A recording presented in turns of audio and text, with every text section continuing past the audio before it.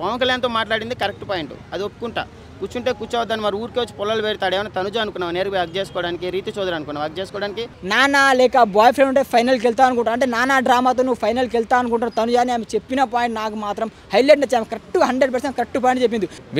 Winner lose made in heaven, అది దేవుడు దయ, అంతే, ఇంకేం చేయలేం. సో హాయ్, శశి అండి. ఫాలో అవుతున్నాండి. బాగుందండి, వైల్డ్ కార్డ్ ఎంట్రీ సూపర్. కాకపోతే ఏదో ఉంటుంది కదా, ప్రతి దాంతో మైనస్లు ప్లస్ ఉన్నట్టు వైల్డ్ కార్డ్ ఎంట్రీ కూడా అలాగే ఉంది. ఇంకా ముందు ఎలా ఉంటుందో తెలియదు నాకైతే. కాకపోతే ఇప్పుడు వైల్డ్ కార్డ్ ఎంట్రీస్ అయితే నేను ఫస్ట్ వచ్చినప్పుడు అయితే చాలా ఎక్స్పెక్ట్ చేశాను చెప్పాలంటే. ఇప్పుడు రమ్య మోక్ష లాంటి వాళ్ళు కానీ, ఆయేషా లాంటి వాళ్ళు కానీ, నిఖిల్ నాయర్ కానీ, గోల్కొండ హై స్కూల్లో క్రికెటర్ కానీ, అడ్డుపోతే ఇంకొక వ్యక్తి ఆవిడ దివ్యల మాధురి కానీ, వీళ్ళందరూ వచ్చారు. కానీ నిన్న మొన్న ఒక లైవ్ వీడియోతో బయటకు వచ్చింది. ఇది దువ్వాడ మాధురి గారు అనుకోండి ఇప్పుడు, ఓకే సారీ, సరే దువ్వాడ మాధురి గారే అనుకుందాం. దువ్వాడ మాధురి గారు మొన్న రమ్య మోక్షతో ఒక మాట అనేది ఏమన్నది, నీ మీద చేయేస్తే చెప్పుతో కూడా అని చెప్పేసి అలాంటి మాట్లాడడం చాలా తప్పు. బిగ్ బాస్ లోపలికి వైల్డ్ కార్డ్ ఎంట్రీలో రావడమే అదృష్టం. ఆ అవకాశాన్ని సద్వినియోగం చేసుకోవాలి, సద్వినియోగం చేసుకోకుండా దుర్వినియోగం చేసుకుంటున్నారు అలాంటి మాటలు మాట్లాడి. నేషనల్ ప్లాట్ఫామ్ లో పవన్ కళ్యాణ్ గురించి ఒక ఎలిగేషన్ వేశారు, అమ్మాయిల పిచ్చోడు అని చెప్పి. అవును అంటారండి, ఎందుకన్నారు?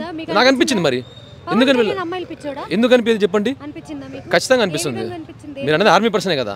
అవును, ఎందుకు అనిపించలేదు? ప్రతి దగ్గరికి వెళ్ళి చేతులు వేయడము అలా అనుకుంటారు కదా, దాన్ని అలా అంటారు వాళ్ళు. ఇప్పుడు నాకు అనిపించింది అంటే నేను ఒక మాట చెప్తానండి, తను చూసిన ప్రతి ఎపిసోడ్లో కానీ, ఏదైనా రీల్ వస్తాయి కానీ, దేనితో స్టోరీలో కానీ, ప్రతి దాంట్లో తను లేడీస్తోనే ఎక్కువ ఉంటున్నాడు, వాళ్ళతోనే పరామర్శించడం, ఓదార్పేతలు చేసుకుంటూ ఉన్నాడు. సో కాబట్టి అలా అంటారండి. ఇప్పుడు నాకు కూడా అలాగే అనిపిస్తుంది. ఎందుకంటే తను ఆర్మీ పర్సన్ అంటే ఒక డిఫెన్స్ పర్సన్ అయినప్పుడు వచ్చి తన కష్టాలు ఎలా ఉంటాయో అలా చెప్పకపోయినా కనీసం దాని తగ్గట్టు ఒక డిసిప్లిన్ మెయింటైన్ చేయాలి. లేకుండా ఇలాంటివి చేస్తూ ఉంటే ఎవరికైనా నచ్చదు. కేవలం ఆర్మీ అని చెప్పేసి సింపతి చూపించుకోవడం కాదు అండి. ఇంతకుముందు కూడా చూసాం, రైతు బిడ్డ అని చెప్పేసి సింపతి క్రియేట్ చేసుకోవడం కాదు. మనది ఏదైతే ఉంటుందో అది పక్కన పెట్టాలి. బిగ్ బాస్ 9 బిగ్ బాస్లోకి వెళ్ళిన తర్వాత నువ్వు ఎవరైందని ఎవరు చూడ్డు. నీ యాటిట్యూడ్, నువ్వు మాట్లాడే విధానం, నీ ప్రవర్తన, నీ పద్ధతులు, నువ్వు ఆకట్టుకుంటున్నావా, అలరిస్తున్నావా, అలరింపజేస్తున్నావా అనేది చూస్తారు. ఇవన్నీ ఉంటేనే బిగ్ బాస్లోకి వెళ్ళాలి నువ్వు ఫస్ట్.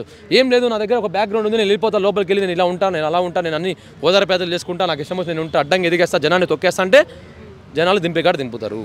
సో దయచేసి బిగ్ బాస్ అనేది ఒక అవకాశం, దాన్ని సద్వినియోగం చేసుకోండి, దుర్వినియోగం చేసుకోకండి. ఎందరో ఉన్నారు బయట బిగ్ బాస్ అవకాశాల కోసం ఉండి, మరి అందరికీ అవకాశం రాలేదు, మీకు వచ్చిందంటే దాని అర్థం మీకు అదృష్టంగా భావించండి. ఫస్ట్ చాలా మంది కామన్ మ్యాన్ వెళ్ళారు లోపలికి, సద్వినియోగం చేసుకోకుండా వస్తున్నారు బయటికి.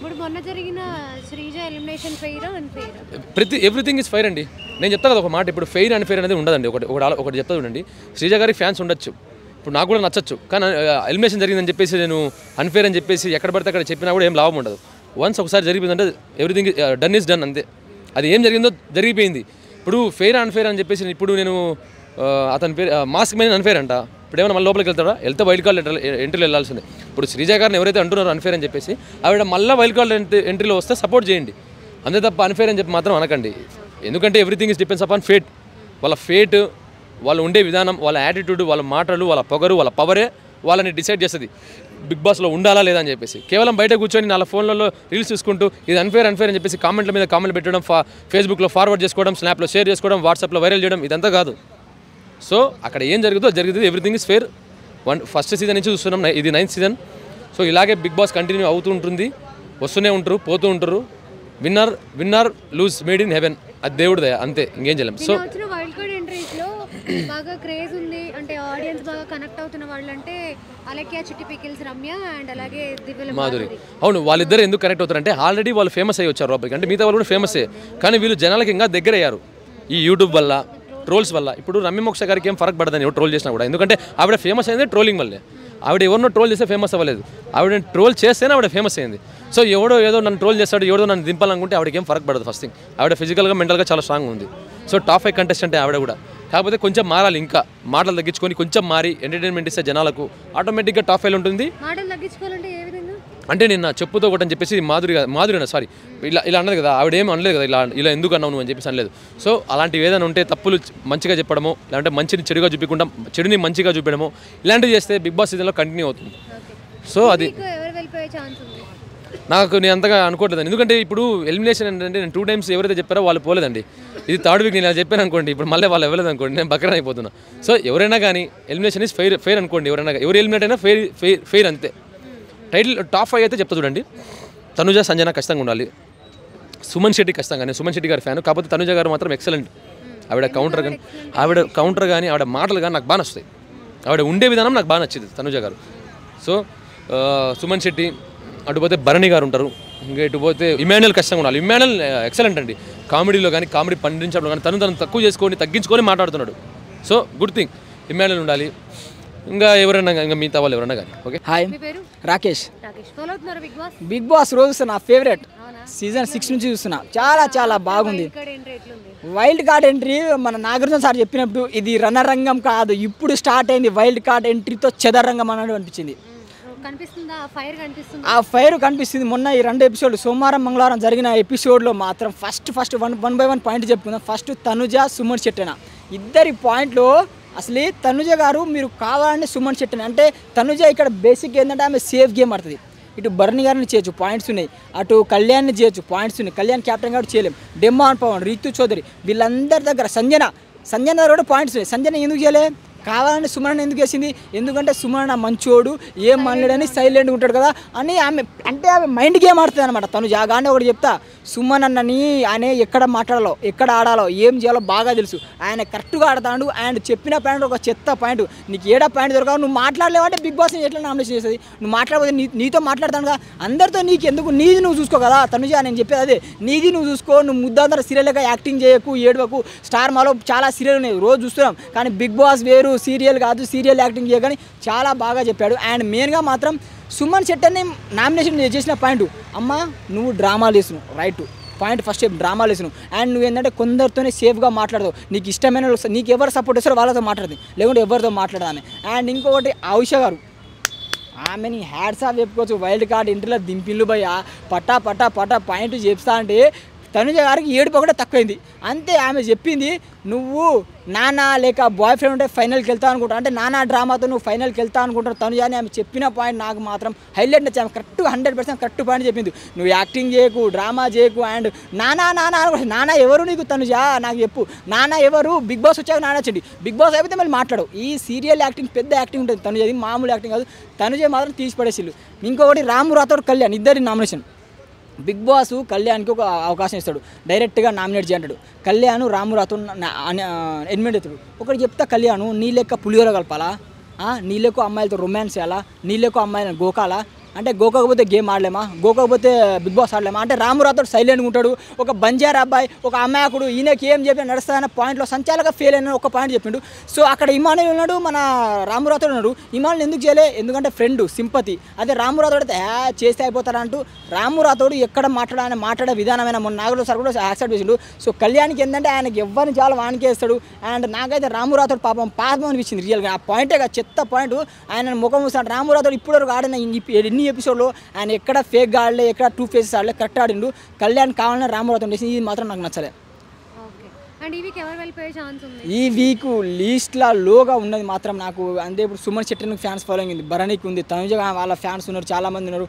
అండ్ రాము రాథోడ్ ఇటాడు బయటకు వస్తాడు. దివ్య గారే కొంచెం డేంజర్ జోన్లో ఉన్నట్టు నాకు అనిపిస్తుంది. సో మ్యాక్సిమం దివ్య గారు పోచండి.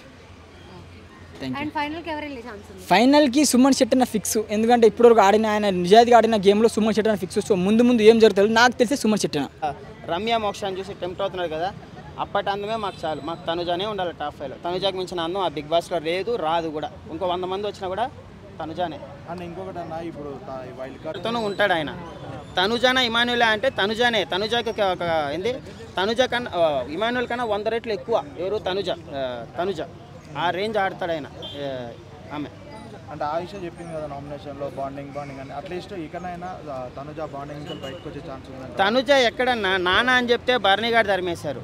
సరే ఇమాన్యుయల్తో క్లోజ్గా ఉందామంటే ఇమాన్యుయల్ పోయి ఆడపోయి కలిసిపోయాడు. ఎవరున్నారన్న తనుజతో? ఫస్ట్ నుంచి ఒంటరిగానే పోరాడుతుంది కదా పాపం, ఏడుస్తుంది. ఆమె ఏడుపు అందరూ తప్పు పడతారు తనుజ గారిని.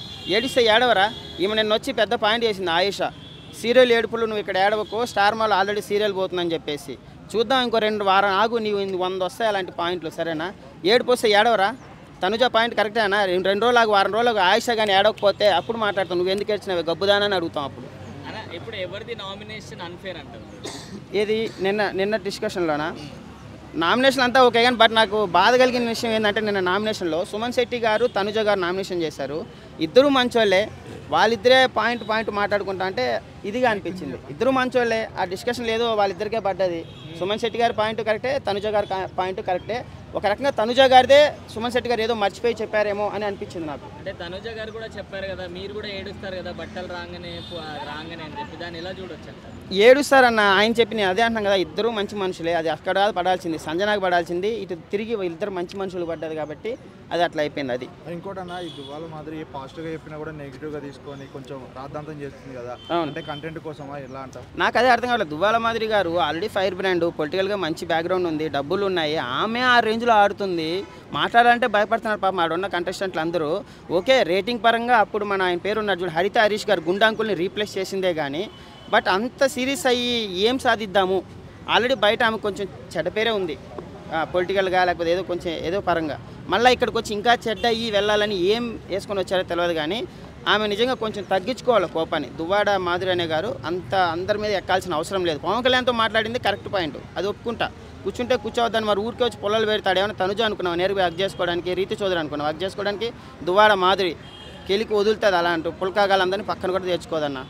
దువ్వాడ మాధురి గారు బాగా ఆడుతున్నారు, బట్ పాపం దివ్యానికి దత్త వెళ్ళిపోతుంది బిగ్ బాస్ వదిలేసి, ఆమె దెబ్బని తట్టుకోలేక పాపం. ఈ చిట్టి పికిల్స్ రమ్య అంటే చాలా హైప్తో వచ్చింది కదా, ఎలా ఆడుతున్నారో గేమ్? రమ్య మోక్ష బాగుందన్న, ఆమె గేమ్ బాగుంది. పవన్ కళ్యాణ్ని నేను లాగిపెట్టి కొడతాను నా జోలికి వస్తే అంటే ఒక అమ్మాయి అలాగే ఉండాలి, అట్లే ఉండాలి. రీతి చౌదరి లాగైతే ఉండకూడదు, రమ్య మోక్ష లాగే ఉండాలి. గేమ్ ఆడతా అని చెప్తే ఎవడైనా గేమ్ ఆడతాడని చెప్తాను నాగార్జున ముందర. మరి గేమ్ ఆడను నేను లోపల పంపిన అంటారా? ఎవరైనా గేమ్ ఆడతానే అంటారు. లోపల పోయినాక ఎలా ఉన్నారు, జెన్యున్గా ఉన్నారా ఫేక్గా ఉన్నారా? అంటే ఇప్పుడు డిమాండ్ పవన్తో రీతితో ఉండకు, ఆ రీతితో లవ్ ట్రాక్ నుంచి బయటికి రండి అంటే వాళ్ళిద్దరిని విడగొడుతుందా? విడగొట్టడం కాదు చెప్తుంది డిమాండ్ పవన్కి, నువ్వు చాలా బాగా ఆడుతున్నావు, నువ్వు జెన్యున్ పర్సన్, రీతు చౌదరితో పెట్టుకొని నువ్వు మళ్ళీ టాప్ 5లో లేకుండా పోతావు అని ఒక మంచి సలహా ఇచ్చింది డిమాండ్ పవన్కి. రీతు చౌదరి ఎట్లా ఆమె నాశనం అయింది, మళ్ళీ డిమాండ్ పవన్ కూడా నాశనం చేయడం ఎందుకు అని చెప్తుంది. అంతేం లేదన్న. రమ్య మోక్షకి ఆల్రెడీ వాళ్ళు అలాగే చెట్టి పికల్స్ ఎవరు వాళ్ళ అమ్మ నాన్న లేరని చెప్పి చాలా కష్టపడి సెటిల్ అయినారు. ఇప్పుడు ఇక్కడికి వచ్చి ఆమె జెన్యున్గా ఉండాలనే ట్రై చేస్తున్నారు. ఆమెను కూడా తీసుకెళ్ళి రీతి చౌదరితో పోల్చకండి సరేనా. రమ్య మోక్ష ఆడుతుంది, ఒక్కసారి జిమ్ చేయాలా రేటింగ్ ఇలా లేస్తుంది. ఆమె జిమ్ టీషర్ట్ ఇలా శారీలోనే 2 రోజుల నుంచి ఊపుతుంది. జిమ్ చేస్తే తెలుస్తుంది అందరికీ. అట్లా వీళ్ళు ఉన్నారు చూడు, ఏం పేరు ఆయేషా పరిగెత్తుంది ఆమె దెబ్బకు ఒకసారి జిమ్ చేసిందంటే.